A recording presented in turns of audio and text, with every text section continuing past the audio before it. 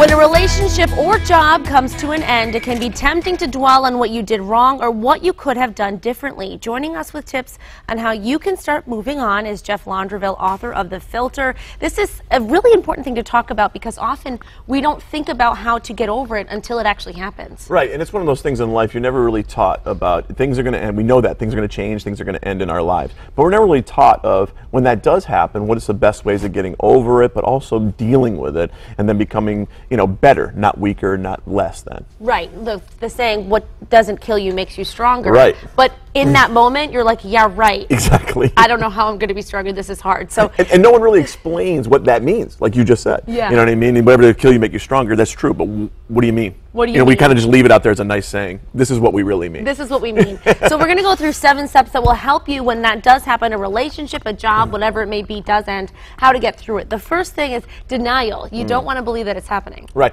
Denial, of course, is I can't believe this is happening. This isn't me. This must not have, am I dreaming? Am I having a nightmare? Whatever it may be.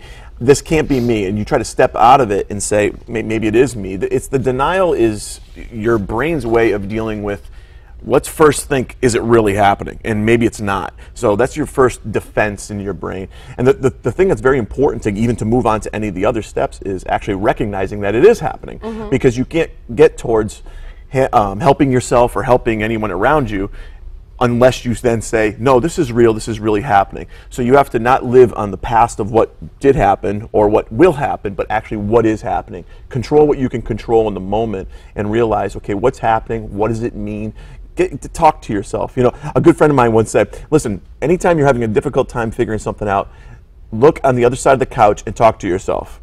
And I'd say, what? And he'd say, I know it's strange, but make pretend you're telling somebody what's going on and tell them and illustrate it to them. Do it for yourself because things are sometimes so close that you can't see it, you can only feel it. Right, so pretend like you're talking to you in that situation. Exactly. Sometimes you have great advice, you don't even realize it. Exactly. And so denial kind of, it leads to disbelief. Right. It's kind of, in many ways, very similar in that I don't believe it. Right. Yeah, you think of all the things that you did right, you think of all the things that went well, whether it's any relationship. And again, this is for any relationship, whether it's a job relationship with the company, whether it's a relationship, boyfriend, girlfriend, husband, wife. You think, oh my God, I did so many different things right. How come this is ending? This is unfair. You get into words like that. This is unfair. Well, that leads to your next tip, or not your next tip, but your next step and stage of grief, which is outward anger. Instead of thinking, okay, how can I better myself? It's, well, how could they do that? They're wrong, and you get angry. Yeah, and this is probably the most dangerous, because when something happens to you, no matter what it is in life, and you don't feel good about it, you want to react. In my family, we say, keep your Irish down. And it's very true, because you want your intelligence to catch up to the emotion, and you don't want to just react and say, okay, I'm mad, I'm now going to blurt out whatever I think, or, you're going to yell at somebody that did you wrong is what you're thinking. It doesn't help. It even makes things much worse if you say or do the wrong things. And you see that in the news every day, someone getting angry and then doing something, whether it's horrific or whether it's saying something that was really, really bad and making things much worse. Right. So you really got to be careful with the outward anger. You may think it, you may feel it. It's different to say it and show it, because then it makes things much worse. Now you have a whole other situation on your hands that you weren't prepared to dealing with. Exactly. You're only. So. It's the other saying. You're digging yourself a deeper hole. Right. So you don't want to get there. Right. So those are the first 3 stages of grief, whether it's loss of a job or a relationship. We're going to go through the next steps when we come back, Jeff, and we'll finish up how you can really get over it and move on later in the show. Sounds good. Thanks so much. All right. We're back with Jeff Laundreville, author of The Filter. We're talking about the 7 stages of grief when a relationship ends or maybe we lose a job. Now, we left off at number 4, which is inward self-criticism. Before that was outward anger. Then after that is you look at yourself and wonder, what's wrong with me? Right, and during all these stages, and we've heard about these a lot of times, but this is just a different approach of how do you actually deal with them to make your life better, understand it, make it better, not worse, and then come out of it a better person, a better boyfriend, girlfriend, husband, wife, a better employer, however it is in your life, whatever you're going through. So that's really what's critical when we discuss this. And when you look inward, you have to be careful there, because when you look inward, it can suddenly become a huge oh my God, I'm no good, and you can become very negative. So you want to be honest and also step outside yourself and say, okay, this may not be good about me, but this is good about me. And then maybe I can work on this, maybe I can't, maybe I can take this strength and make it even stronger. So be very careful during this stage. The outward anger that we talked about last segment is crucial because you don't want to make things worse. This part is also a part where you don't want to make things worse within yourself. Right. You don't want to get sad or make yourself less than, because this situation happens to everybody, that things change, things end. But we're not taught how to handle it through life. Right. And if we really understand it more, we can actually come out even better. And don't feel like you have to do it on your own. Definitely. There's a lot of help out there, a lot of different organizations, a therapist. There are a lot of ways that you can get through it without feeling like that's a alone. great point, Ashley. I'm glad you brought that up, because you can start getting into a funk. You can start getting into some type of funk of no one cares. That's one of the things that you hear a lot when people start getting into a weird funk when things end. No one cares. Why would anybody care about me? That kind of stuff. That's negative talk. Get rid of it. Try to stop yourself from doing it. Because you know what? The fact is, there's a lot of people that do care. Sure, there's people that don't care, but who cares about them? Right.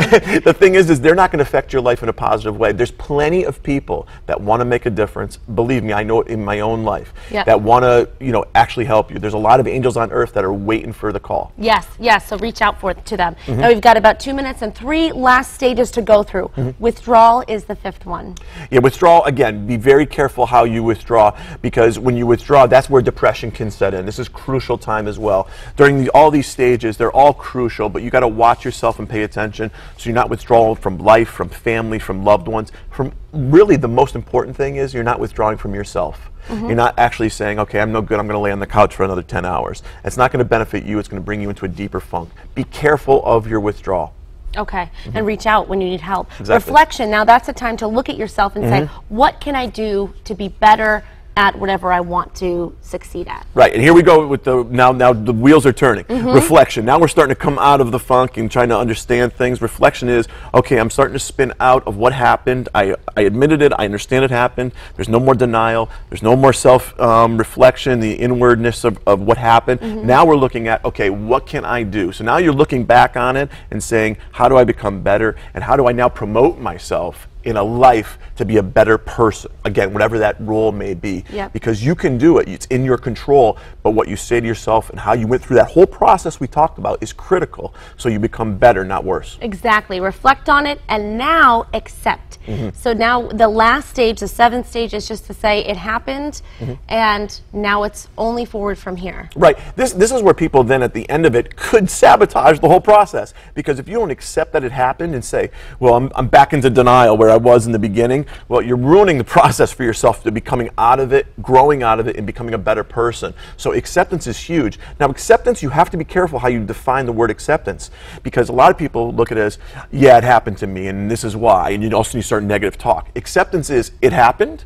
I'm sure they, he, she has their reasons. This is what happened. This is what I've learned. Now I'm still coming out of it and I'm better. So careful of your words that you speak to yourself, think to yourself, because it can hurt you or help you along the process. And always remember, everything happens for a reason. That's right. And when one door closes, another one opens. Exactly. Just something bigger and better. And you know, one thing that I always says, I just want to mention this one part, is time heals all wounds, but it depends on what you do during that time that heals the wounds. Remember that. Really great stuff, Jeff. Thank you so much. Thank you. And you can find his tips again, mymassappeal.com.